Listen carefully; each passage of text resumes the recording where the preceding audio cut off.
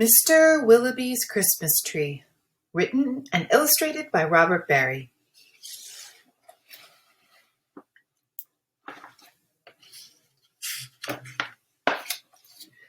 Mr. Willowby's Christmas tree came by special delivery, full and fresh and glistening green, the biggest tree he had ever seen. He dashed downstairs to open the door. This was the moment he'd waited for. "A magnificent tree, splendid," he cried. "Please, sir, won't you carry it right inside? I think it might look best this year, right in the parlor corner here." But once the tree stood in its place, Mr. Willowby made a terrible face. The tree touched the ceiling, then bent like a bow. "Oh, good heavens," he gasped. "Something must go." Baxter, the butler, was called on in haste to chop off the top, though it seemed quite a waste. "That's great," Mr. Willowby cried with glee. "Now we can start to trim my tree." When the trimming was well under way, the top was placed on a silver tray. Baxter said, "I know just who'd be delighted with this Christmas tree." So it was presented to Miss Adelaide, Mr. Willowby's upstairs maid. "Won't this tree be a pretty sight when I have trimmed it later tonight? But the top, oh dear, I'm so afraid will have to be cut," sighed Miss Adelaide. And so with scissors sharp and long, she snipped off the top while she hummed a song. The top was set out the very next day in the back of the house to be thrown away. That little treetop caught the eye of Tim, the gardener, passing by. He certainly was not about to see that little tree thrown out. He hurried home straight away to see what Mrs. Tim would say.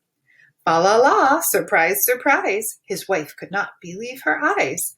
"But our house," she said, "is so snug and small. I do not believe we need it all." And before Tim had a chance to shout, she cut off the top and threw it out. Barnaby Bear was padding by. It almost hit him in the eye. Now who would throw a tree away so very close to Christmas Day? "I'll take it home, that's what I'll do. Look, Mamma Bear, I've a present for you." "Isn't it a pretty tree?" yawned Barnaby quite drowsily. But Little Bear, standing off far, cried out, "That tree won't hold a star." Barnaby said, "Let's cut a hunk off the bottom here at the trunk." But Mamma Bear just shook her head and sliced the treetop off instead. "Jolly by golly," Barnaby said with a kick. "Mamma, that surely is just the right trick. Let's trim it with bells and honey rings, some berries and tinsel and popcorn on strings." Mamma said, "Trim it just as you like. I've got to tidy up for the night. This top we won't need any more. I'll just put it outside the door." Later on that frosty night, Frisky Fox came into sight.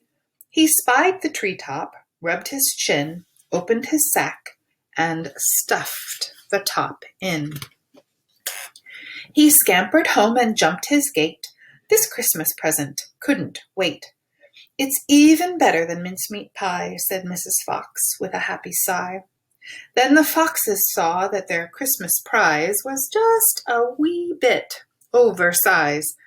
"There, my dears, don't you worry. I'll fix this top now in a hurry."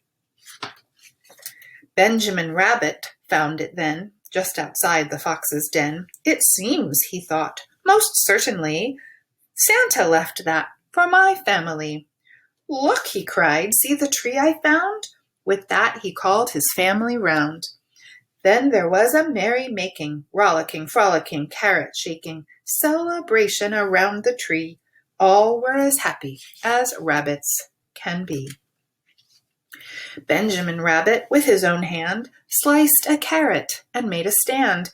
"Now let's see how this will look in our little chimney nook." But right away the children cried, "Look, it's leaning off to one side." "It's too tall, that's all," said Mrs. Rabbit, and as though it were a summer carrot, she gave it a chop and threw away the top. Then Mistletoe Mouse just happened to see that tiny tip of a Christmas tree. He pulled it through the snow and ice. Up some stairs he fell down twice. At last he reached his cozy house. "It's just the right size," said Mrs. Mouse. Then at the top, if you please, they put a star made out of cheese. Oh, isn't it grand to have a tree exactly like Mr. Willowby?